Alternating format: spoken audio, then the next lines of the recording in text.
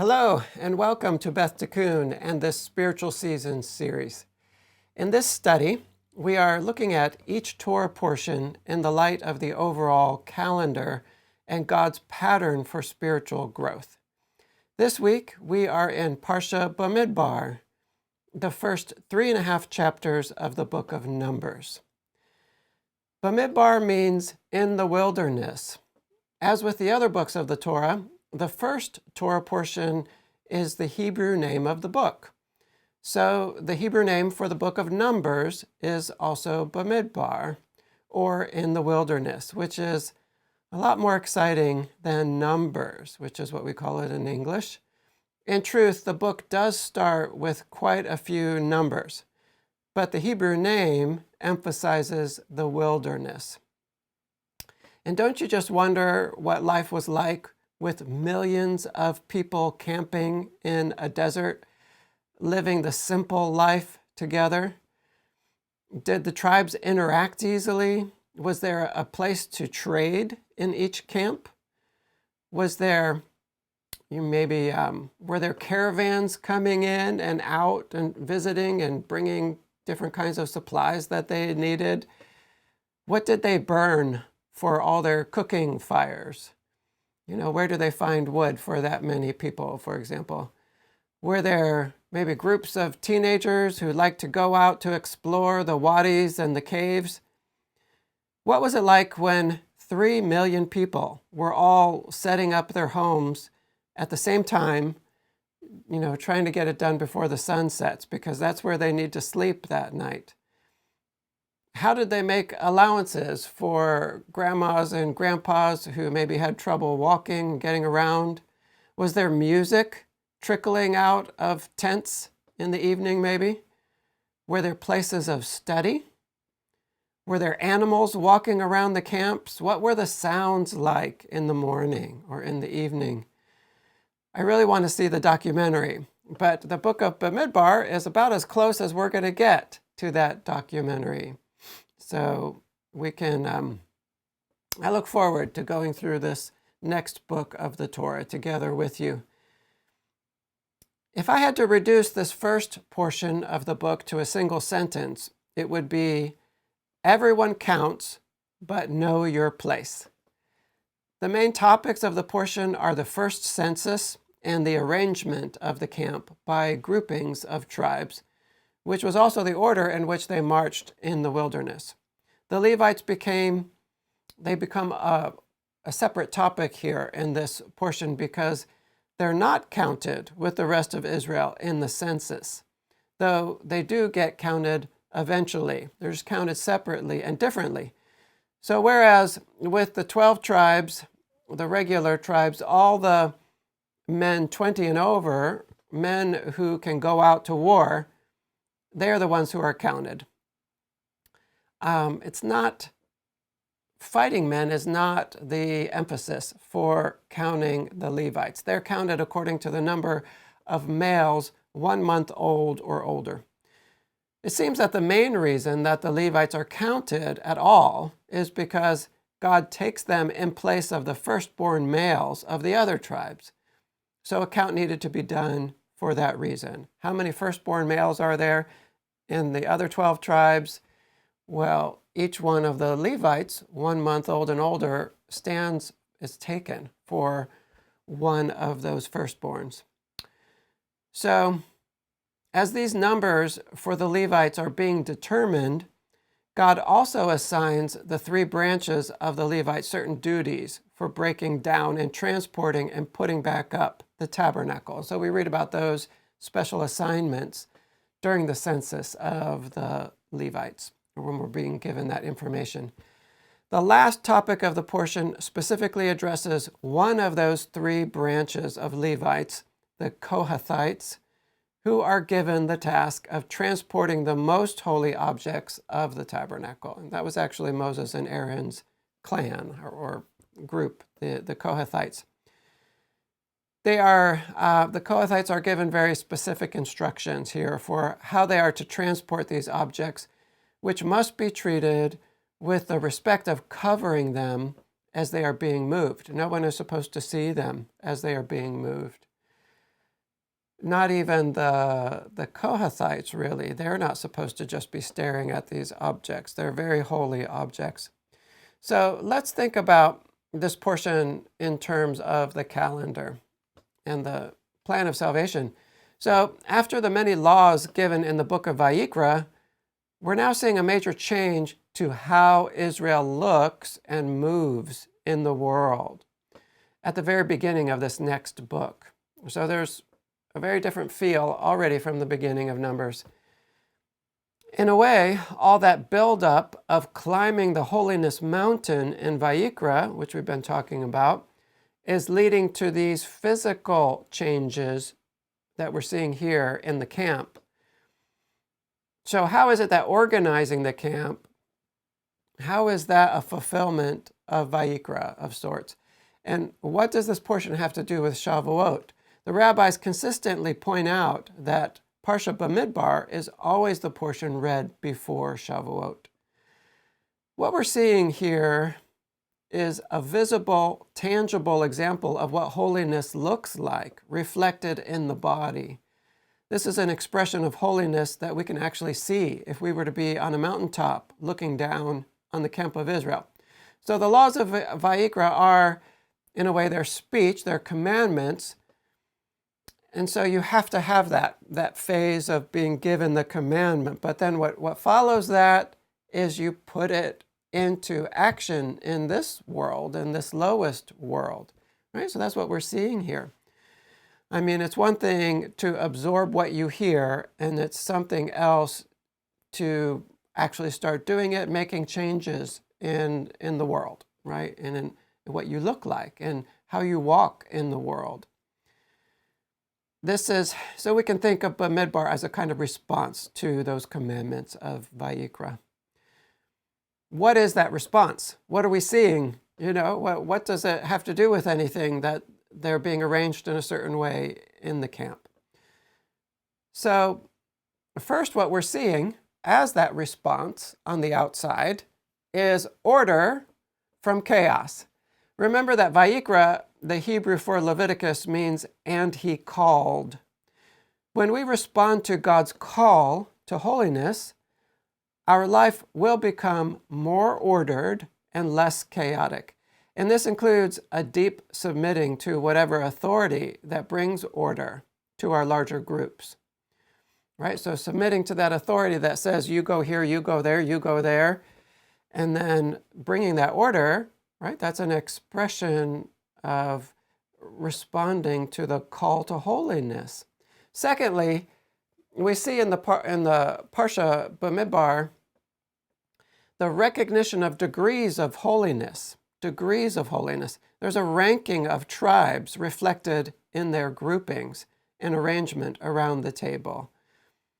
And so we'll talk more about this idea later, what I mean by a ranking of the tribes. So the second response to God's call to holiness is a deep recognition of what holiness actually looks like in our lives and how to separate out the holy and to protect it, right? That's done in thought over here. Over here, it's done in deed. And so there has to be a translation of that recognition of holiness. What in your life is sacred? You know, what is it in your life that specially connects you to God and that you must be vigilant about keeping special, making it special, and keeping it beyond compromise? I might be able to compromise over here, do this a little fast. This over here, no. This is my connection to God. This is sacred. This is holy. I don't compromise that over here. So thirdly, Bamidbar is showing us that everyone is created for a certain place in the body, a particular place for service in the body.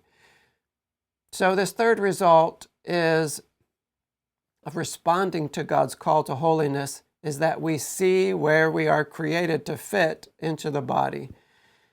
And we go to occupy that place.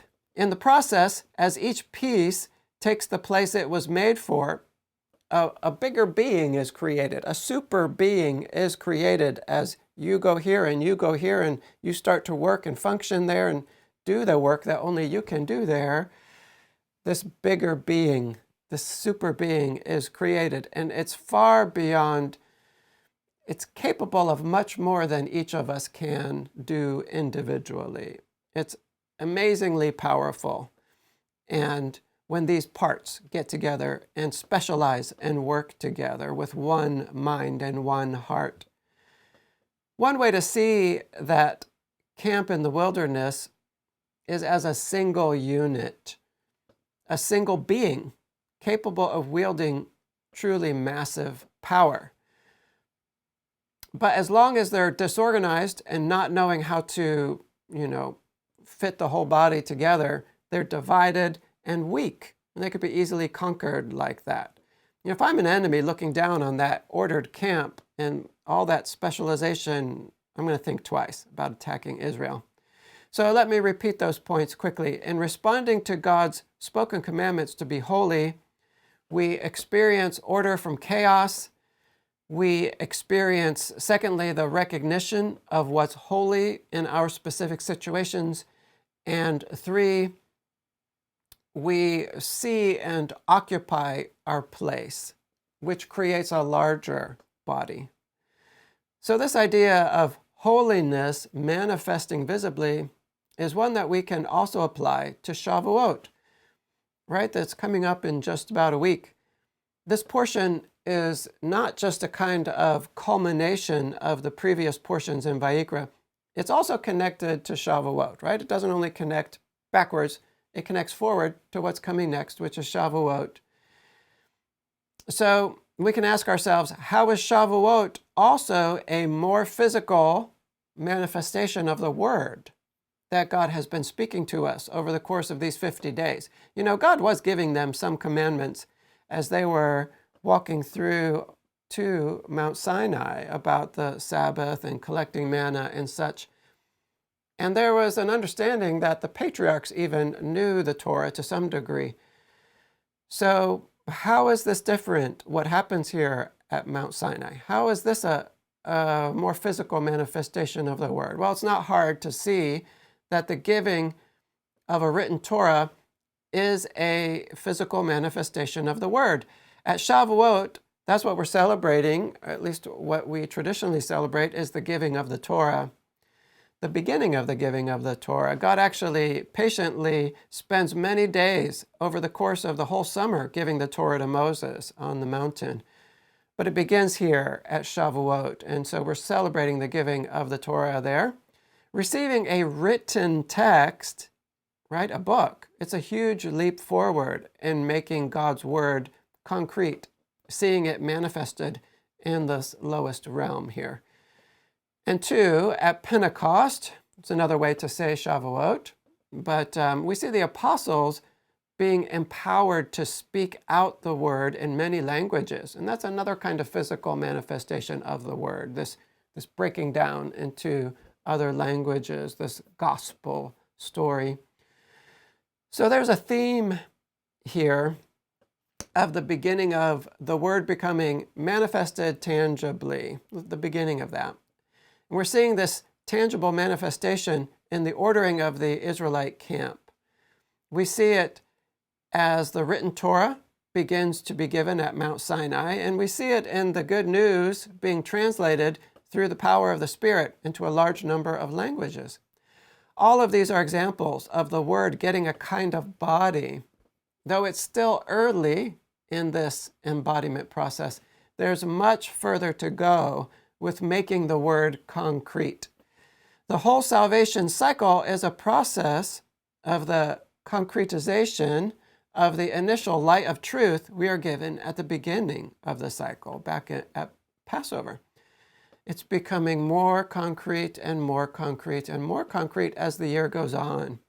And so we've got further to go, but Shavuot is a big step in that concretization process. So let me come to this connection. Let me come at this connection between Bamidbar and the Moed of Shavuot from a slightly different angle for a minute in terms of death and new life. New life is always preceded by the drawing of new lines, separating the holy from the common. Let me say that again. New life is always preceded by the drawing of new lines, separating the holy from the common. In both Bamidbar and Shavuot, we see this idea that new lines of separation come before a higher level of living. So holiness implies separation. This is special, holy, and this over here is common. Lines are drawn, lines of separation. We're seeing these lines being drawn all throughout the book of Leviticus. And these lines manifest physically in Bamidbar, in the camp of Israel, where lines are drawn to say, this part of the camp over here is more holy than this part over here. And this side is responsible for holier work than this side. So there's some pain involved there. Separation is death, and there's some pain with death. You can imagine that when God gave the instructions for how the tribes were to arrange themselves, that some people would have been a bit sad. Imagine that you're, say, 10 years old, and you are a member of the tribe of Reuben, let's say. Your best friend is from the tribe of Dan. So up until now, your parents could find a way to camp relatively near to each other, but not anymore. Now Reuben is on the south of the tabernacle, and Dan is at the north.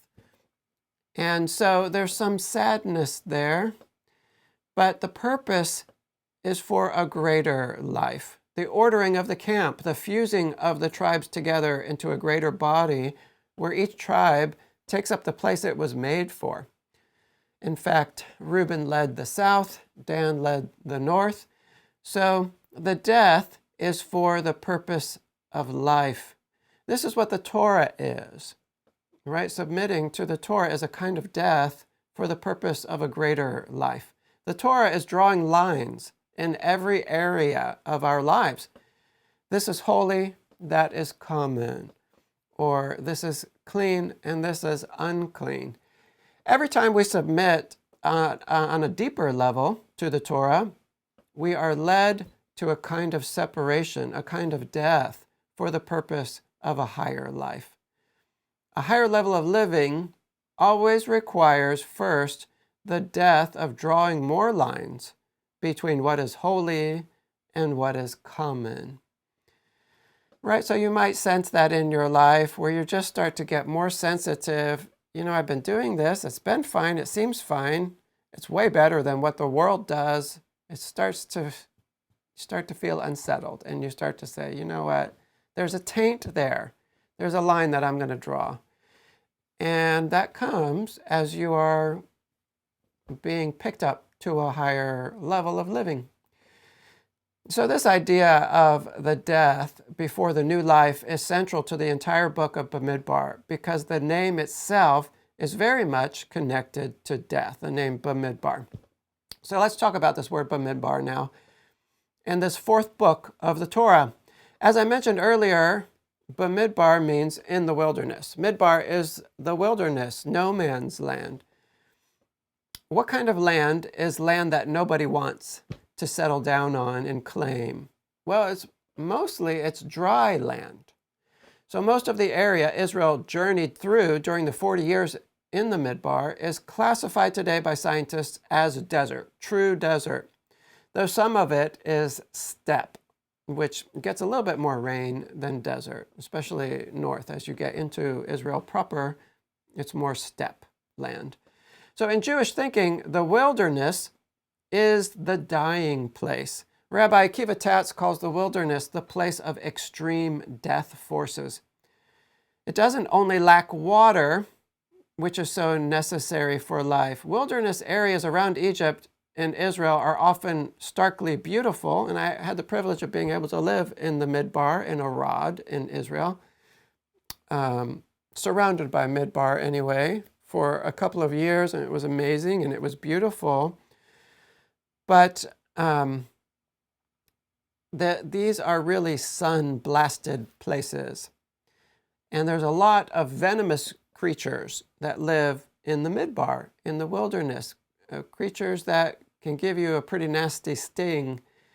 And there's also a great number of predators. And I got to see a few of those in my hikes through the wilderness. when I lived there, and especially in ancient times. There were, and still are, many of these creatures: lions, leopards, jackals, hyenas, even wolves that kind of slink through these canyons looking for whatever they can find to eat. And, like I said, it's beautiful. It's a beautiful place. And especially after it's rained a little bit and it starts to green up. I mean, there's a lot of shepherds and shepherdesses still leading their flocks through these areas. There is some food to be found, but there are also places you don't want to linger too long with that sun beating down on you and the animals coming out eventually, hungry sometimes. It's not a place to linger. And it's described as a place where Israel is going to suffer for 40 years. God clearly states that, his reason for keeping Israel in the wilderness for 40 years. And it's to kill off a generation that is not suited for entering the promised land. So let me read that passage from Numbers 14, where God mentions his purpose for the wilderness journey. And listen to how many times he mentions death and dying when he's giving this reasoning. And the Lord spoke to Moses and to Aaron, saying, "How long shall this wicked congregation grumble against me? I have heard the grumblings of the people of Israel, which they grumble against me. Say to them, as I live, declares the Lord, what you have said in my hearing, I will do to you. Your dead bodies shall fall in this wilderness. And of all your number, listed in the census from 20 years old and upward, who have grumbled against me, not one shall come into the land where I swore that I would make you dwell, except Caleb the son of Jephunneh and Joshua the son of Nun. But your little ones, who you said would become a prey, I will bring in, and they shall know the land that you have rejected. But as for you, your dead bodies shall fall in this wilderness, and your children shall be shepherds in the wilderness 40 years, and shall suffer for your faithlessness, until the last of your dead bodies lies in the wilderness.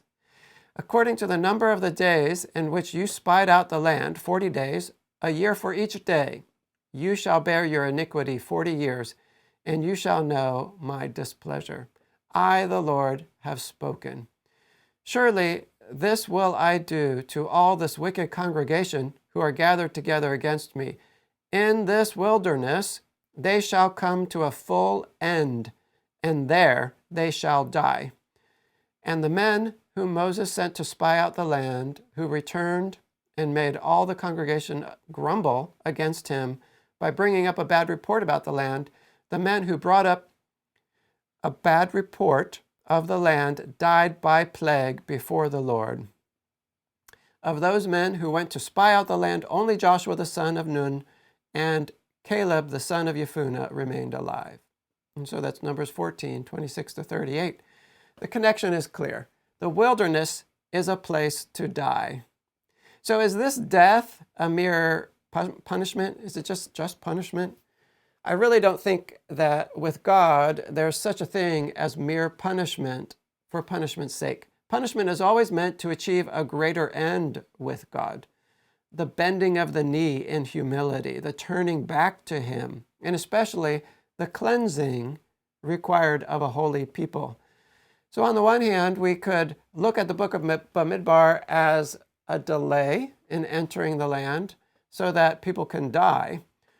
Or we can look at it more positively as the necessary inward cleansing of the people that is required for them to be strong and united enough to step up and do the cleansing of the land of Israel together, right? They've got to take those swords up. They've got to be strong, united, cleansed before they do this outward cleansing. Outward meaning the land, which is like the body of Israel, the physical body. Before they do that outward cleansing of the land, they have to do an inward cleansing among themselves. And so in that inward cleansing, they remove Egypt. They remove the reproach of Egypt. And we see that line said when they cross the Jordan River and are circumcised. So This idea of dying in the Midbar is also very connected to the idea of God's speech. Speech and dying, speech and dying. So this is because the root of Midbar is dabar, to speak. It's like the name of this book could be understood as in God's speech, right? They spend 40 years in God's speech, what he's saying to them. So what's the connection between God's speech and dying? I think the connection is that truth divides. Truth separates. Truth is light. When the truth is spoken out, those who are inwardly aligned with the light will be drawn to it, and those who are inwardly aligned to darkness will be repelled by it. The two groups will be split from each other. The word is a sword. Truth is a sword. When Yeshua spoke, everything he said was truth. And over again, his words divided the crowds who listened to him. And we're specifically told that in the Gospels, how the people were divided at his words. Now, there's another side to the word and another side to truth. So after truth separates the light and the dark, truth continues to do a work in those who are part of the light. And this is a work of joining, not separation. So those who have been drawn to the light are drawn closer and closer to each other as they work together to digest the truth and live it out. So this is how the word first divides and then brings together. Again, first the word brings death by separating out those destined for the light and those destined for the darkness. Then those in the light are drawn together into an interdependent body as they meditate on and act upon truth. So this challenge of understanding truth, by working together in that, the body is brought together in that challenge. We can actually see these two steps in the names of the two final books of the Torah, Bamidbar and Devarim, Numbers and Deuteronomy. If Bamidbar is about the word that brings death, then Devarim should be about the word that brings life, right? Well, you can hear in the word Devarim that it is from the same root as Bamidbar. These last two books of the Torah are both from the root dabar, to speak. Really, these two last books are two sides of one coin. In Bamidbar, we have the speech that brings death, the wilderness, right? It's all associated with the wilderness and dying. And in Devarim, Deuteronomy, we have the speech within the body, within the members, that brings life, right? Devarim is spoken out by Moses. And so this is the body meditating upon the word, helping each other to understand the word so that it can be walked out. Well, since I brought up a kind of progression in these last two books of the Torah, and since we're starting a new book now, I want to give just the 1,000-foot view of the progression of all 5 books of the Torah according to the salvation pattern. We actually did this before in another teaching. We'll just do it quickly here. It's something we need to review and keep meditating upon from time to time as we keep progressing through the Torah. We need to kind of zoom out sometimes to see where we're at in the bigger picture. So I'm going to do it quickly, and if it's a little too condensed, too much information, just hang in there. We'll move on pretty soon. As we go through the 5 books, listen for the overarching progression here of 1, beginning in oneness, 2, moving to separation, and then 3, to reunification, and 4, to deep unity, right? Oneness, separation, reunification, and deep unity. And, it may be helpful to take a look at the outline that's linked below the video that will kind of spell this out, and you can see it visually. So Bereshit, which is Genesis, has the word head at its root, rosh.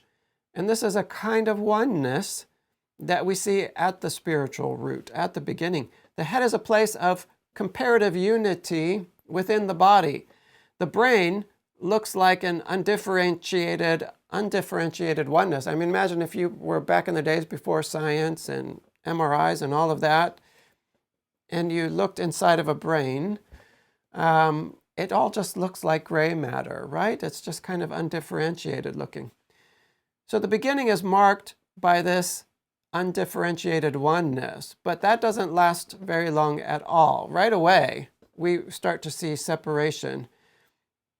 And in the book of Bereshit, sin comes in very quickly in the first book, and this causes separation.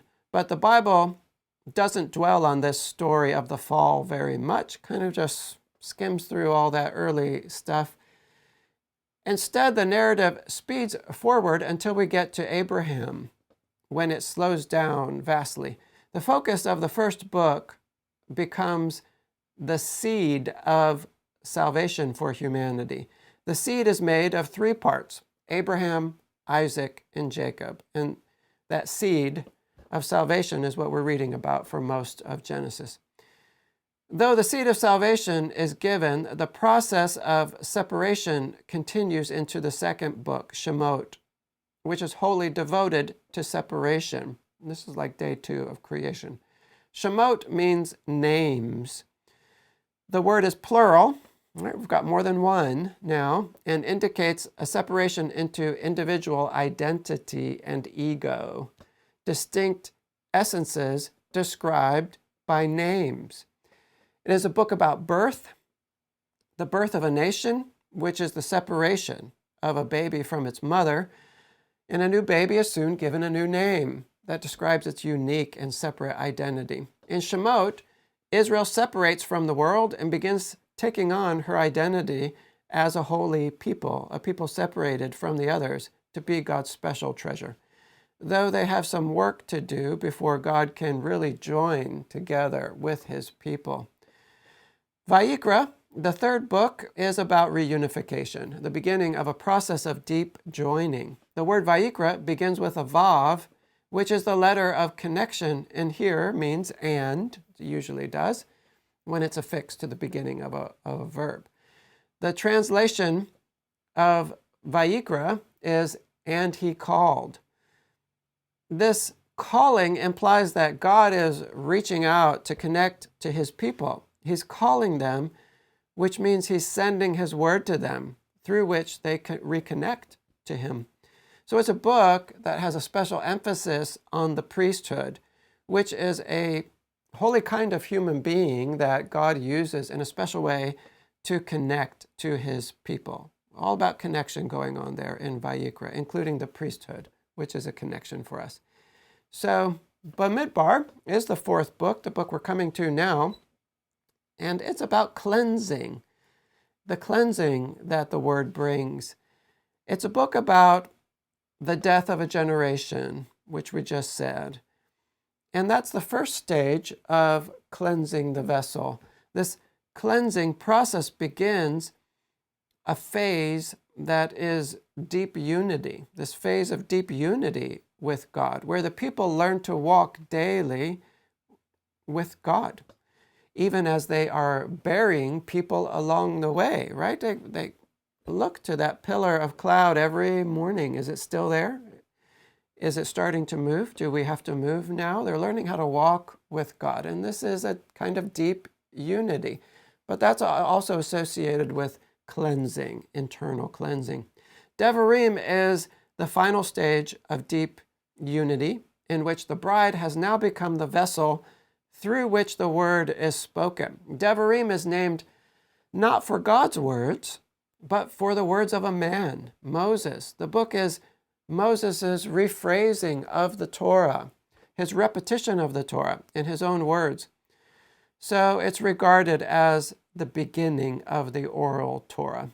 This is God's bride stepping up to be the bride who has a mind of her own and a free will of her own, and makes the choice to be a willing vessel for the Spirit of God to flow through.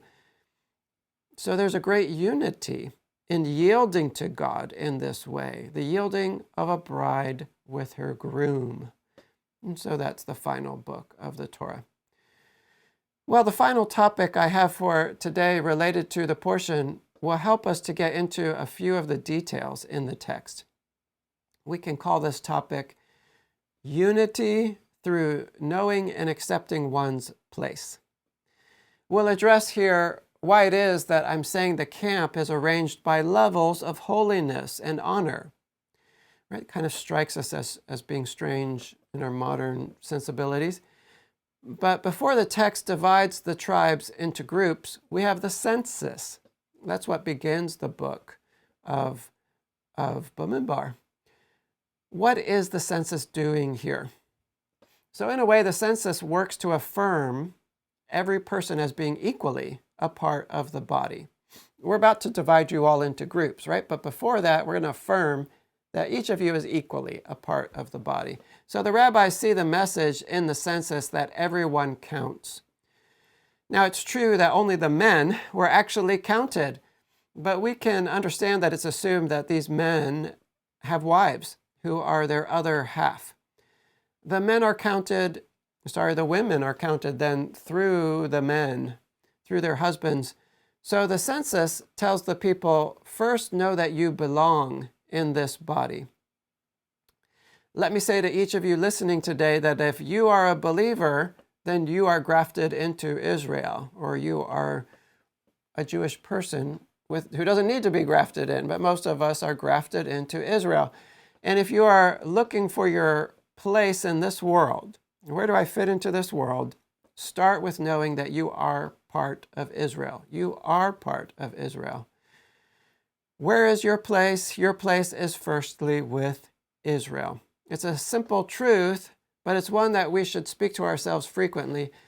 And I think this is alluded to in the Brit Hadashah reading from Matthew 24, where we see greater Israel being gathered together from the four corners of the earth. Concerning the census, Grant likes to point out here that the Hebrew idiom for counting people is lifting the head. Lift the heads of the people of Israel means that they should be counted. We get the picture of one of the 12 princes chosen by God, right? God names these 12 himself to do the counting. We get this picture of one of them reaching out to lift each person's head in their tribe as they are counted. And he looks into each one's eyes and he sees them and he says, yes, you are one of us. You belong here. The idiom makes it a humanizing rather than a dehumanizing moment. You're just a number, right? You're not a human, you're a number. Well, no, here your head is lifted. Look into your eyes and say, you belong. You belong here. Already, though, even in the census, the tribes and their counts are listed according to a certain order that reflects different levels. And this order with the census has similarities to the order of the camp, how the tribes are grouped. There's something essential to this order. So it's one thing to know you belong in a body, and it's another to know exactly where you fit into that body. Some parts are made for greater honor than others. And so, like I said, something in our modern sensibilities kind of objects to this idea. And I think it's even within our American ethos, this idea of equality. And we just have to accept that it's simply God's way that we are, I guess we could say, created with different potentials. And if we can't accept that, if we can't accept that God has created us to fit a certain level of nobility, a certain kind of service in this world, then we're always trying to be someone we can't be. Paul addresses this idea when he says in Romans, will what is molded say to its molder, why have you made me like this? Has the potter no right over the clay to make out of the same lump one vessel for honorable use and another for dishonorable use? We know that the tribes are very different from each other, each with their own unique identity reflected by their banners. And, these differences include which ones are holier and which ones are a little bit less holy. So here is the story that I see in how the tribes are first listed in the census and then grouped and listed for establishing the camp and marching. Each tribe begins with a certain level of honor, we'll say honor, based on which of the four mothers the tribe comes from. It comes down to the mothers to begin with, anyway. Leah is first and imparts the most honor. Rachel is second, and the handmaids below. Leah's handmaid Zilpah is higher than Rachel's handmaid Bilhah. For all four mothers, a firstborn son is given more honor than the other sons born to that mother. Still, though, regardless of where they begin their journey on that scale of honor, their life decisions do affect their standing at any given moment. So based on all these factors, when God provides the order, each tribe falls into a certain place in the camp that is only that tribe's place. It's a calculation based on who your mother was, whether you were born to that mother first or second or third or lower, and what you have done so far with the potential that you've been given. God does the calculation, and each tribe is assigned a place. So as we quickly go around the four sides of the camp, again, it might be helpful to look at the outline that is linked below the video.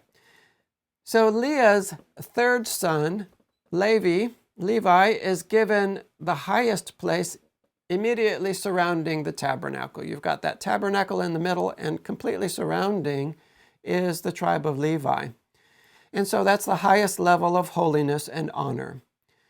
The patriarch Levi had 3 sons, and within the camp of Levi, there is a ranking that is reflected by which side of the tabernacle certain Levite clans are assigned to, and the work that each clan is given in transporting certain parts of the the tabernacle, from the holiest parts to the least holy. So, if you're saying, well, that's only 3 sons of Levi for 3 sides, well, Moses and Aaron and their families are given the 4th side, which is the most holy side. So beyond the Levites, Leah's sons who act most honorably are given the choicest places, which is on the east side. So these on the east are Judah, Issachar, and Zebulun. Judah being the oldest of these 3 and the leader of the east side tribes. The Levite group on this side nearer the tabernacle is also the holiest group. The priests, as I said, Aaron and Moses, camp on the east side, right? And so they camp with Judah and Issachar and Zebulun on the east side. So each time we go through these, I'm going to say what the tribes are and then what the Levite group is that is closer in around the tabernacle. Leah's other sons who had some fumbles, they're still ranked higher than Rachel's tribes. Reuben and Simeon, they had their stumbles, and they're both from Leah. They're given the next places on the south side, where Reuben, the firstborn, is the leader. And so the Levite group, there you've got your eastern ones, you've got your 3 that are next in line, I guess you could say. And then the Levite group that's also on that side are the Kohathites.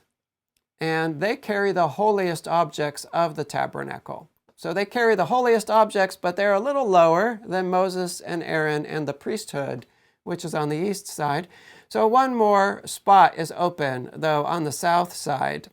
Leah had 6, and one of them was Levi. So that 6th spot has to be filled by one of the other tribes, and it's filled by Gad. So who is Gad? He's the firstborn of Leah's handmaid, Zilpah. And then we move to the west side. They are the tribes descended from Rachel. They belong to a middle tier of honor, despite Joseph's great accomplishments. They're rewarded by having a whole extra place within Israel. but in their ranking of how they're laid out in the camp, they're kind of a middle tier. So the tribes on that west side are Ephraim, Manasseh, and Benjamin, and it's led by Ephraim. The north side is mentioned last and is led by the remaining firstborn son, Dan, who is Bilhah's first son. He is joined on that side by the two second-born sons of the handmaids, Asher and Naphtali, who are the lowest two of all the tribes. The Levite group that joins them on that side, on the north side, are the ones who tote the bars and the posts and the sockets of the tabernacle. And these are the least, the most grounded pieces, we can say, of the tabernacle. Well, if you didn't follow all that, my point is to say that God calculates a person's standing, and he assigns you a place of service accordingly. Much of that standing is given at birth, right? He chose you. He formed you in the womb to be in a certain place and do a certain duty. But our life decisions can add to or take away a bit from that starting point. God is the one who created these tribes, and he is the one who decides where they fit into the body at any given point in time. And he does the same with us. So what I want to say here is that we need to recognize that we are made to fit into a certain place in the body of believers. And if we don't recognize that, if we kick against that, we will be miserable. We will be miserable because we'll be trying to camp where we don't belong. And the whole body will suffer. The whole body will be less organized, less effective, less fruitful, less at peace, and in the end, less united. If you want to sow discord, tell everybody that they all have the exact same potential as everyone else. It's actually cruel, and it's one of the problems with our modern school systems, which make so many students feel like utter failures, when sometimes certain students, they just didn't have the potential to get the A to begin with. But you're told, you can do this. You can, just work hard. It's not right. When we preach that everyone in a class is built with the same potential, we set up at least half of them for a deep disappointment. And it's at an age, these are formative ages when they can't really process what's happening. They just absorb labels that others smother them with, and labels that they put on their own selves, burdening themselves for the rest of their lives. It's okay if the label is accurate, but how often does the world see us accurately? If the label is slow and stupid or lazy or rebellious, a follower rather than a leader, weak, whatever, there's a real lasting damage there. The idea that we are all born with the same potential is not what we see either in the Word or in the world. So don't get me wrong, everyone is to be respected equally as a child of God, but it's simply not true that everyone is born with the same potential to fill any role in society if you work hard enough and have a totally level playing field. This is a lie that causes great dissatisfaction in life, like depression, right? And great bitterness. And in the end, it causes discord and disunity. You have to, once we know where we fit in, we can go and we can be in that place rather than everyone trying to fight to be in the place of honor. It is honorable to go to the place that you know that you are prepared to be in. So many of us, even if we are older, still have a great deal of healing to do from the wounds we received as children, all the disappointments, all the rankings, right? Some teachers actually would write the highest grade on the test on the board and go down from there, right? Listing the names.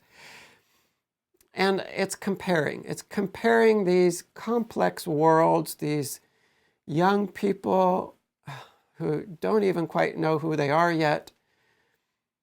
So parents sometimes do this to kids too, their own kids. If they have more than one, they compare this child to that one. And then you go to the park, and this mother is going on and on about her child's accomplishments. And this one who's listening, this mother or father who's listening, feels bad maybe that his child is not accomplishing like that child. These ideas, these comparisons trickle down to the children who often directly overhear these conversations, and they cause great pain. And it's usually built on a lie. We spend the rest of our lives trying to come to terms with those scars that we receive as we're being compared to other people. What I want to say today is that you may have not been created to be that straight A student you so admired and wished you could be. You may not have been created to be that fantastic athlete. You may not have been created to be the person who's able to be a leader at work and earn that salary. Maybe you never had that potential because that's simply not the role you're made for. That's no excuse to not give it a shot, to push yourself to maximize the potential you have been given with all your strength. You don't even know what you're capable of until you try, and try really hard. But if you have tried and found yourself unable in this area or that one, stop beating yourself up. Just accept that that's not you. Know your place and be okay with that. I'm not talking about failing in terms of sin here, right? We don't accept that. But I'm talking about failing in terms of certain skills, certain roles. Stop beating yourself up because your little sister was a whiz kid on the piano while you couldn't seem to tie your shoes correctly, right? Accept who you are made to be and be at peace and fully indwell that space, that land that you are given to inhabit, right? Quit being distracted. Go do, work with what you're given, right? That's going to be how you're really going to have peace. So the Haftarah powerfully speaks this message to us about knowing and accepting one's place and being fruitful where you're meant to be planted. It's the story in 1 Samuel of Jonathan and David. So by rights, Jonathan should have been the next king, but Jonathan was a mensch, and he recognized that someone else was created to fill that role. He saw that God was elevating David, not him, and he just accepted that. Brave and honorable and loving Jonathan is one of the greatest characters in the whole Bible. And we can say this because Jonathan had the faith to accept his position. Even when his father was yelling at him for staying friends with David, King Saul even says, "Don't you know that as long as David lives, you will not be secured on the throne?" Something like that. But none of that matters to Jonathan. He saw what he was created for, to be a friend and support to the future king, not to be the king himself. And that brought great honor too. Being a friend to the king, well, that's a place of great honor too. And so he put his energies into the role that he was given. We remember him down to today as being worthy of much honor. So I was not born as a genetic descendant of Abraham, at least not that I know of. So I'm starting out in a lower place of honor than those who are descended from Abraham. Fine. I don't need to have that kind of honor if I'm not made for that place. My life won't run as it should if I'm endlessly pining away for the honor that I'm not created for. Dan and Asher and Naphtali had to accept their places on the north side. They're mentioned last. And once you do accept your spot, you can really bloom there, and the whole body benefits and is united and empowered. Well, let's move on now to a couple of direct applications to Yeshua in this discussion, or at least one application here, really. We started out today talking about how this portion represents a kind of manifesting of holiness in the physical realm, right? Holiness starts to be able to be seen. And it's one thing to receive the word, the commandment we said to be holy, and it's something else to arrange your camp according to that commandment. We talked about Shavuot being a step where the word is manifested in writing on parchment.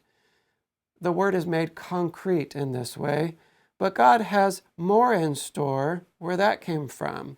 It's going to get more concrete than that even. So at the next great feast season in the fall, we see the word manifested even more tangibly when the word is made into flesh, right? The word is born in human form, tabernacling among us, placed in a manger. He grows up and becomes a teacher, and he opens his mouth to teach. And what comes forth is the living word in an even more concrete form. Yeshua is the word that we can have a real relationship with. And this is better than a written Torah. The word made flesh is greater than the word, as great as the Torah is, as necessary for our understanding. We really need both. We really need first the one and then the other. But Yeshua had that whole Torah within him, and whatever he spoke was that Torah. And we could have a relationship with him. He lived among us and spoke to us the very words of God that the people needed to hear in each moment. It's really amazing to think about Yeshua as the word of God to the people in that moment, in this moment, in that moment. Well, that's all for today. Thank you for listening. I will include a link to an outline below, as I've been saying. May God make us into a people who not only hear the call to holiness, but who also manifest that holiness outwardly, right? So that people can see. May we be a people who embrace the death that is necessary to enter into a higher level of life. Embrace that death, those lines, those new lines that separate the holy from the common in our lives. And as we rise up to that higher level, may we wholeheartedly accept our role in the body, in that place, in that time, so that we can fully rise up to be the people he has made us to be. Shalom.